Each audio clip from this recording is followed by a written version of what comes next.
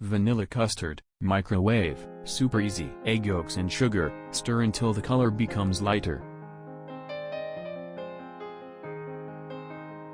Add the sifted cake flour and mix well.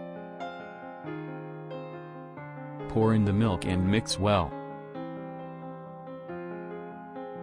And remove the foam on the surface. Put it in the microwave for 3 minutes, then take it out and stir quickly until smooth.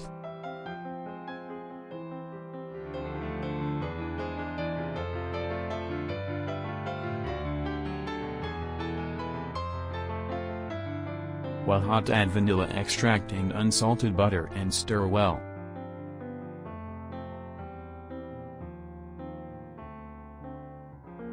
Cover the surface with plastic wrap and refrigerate.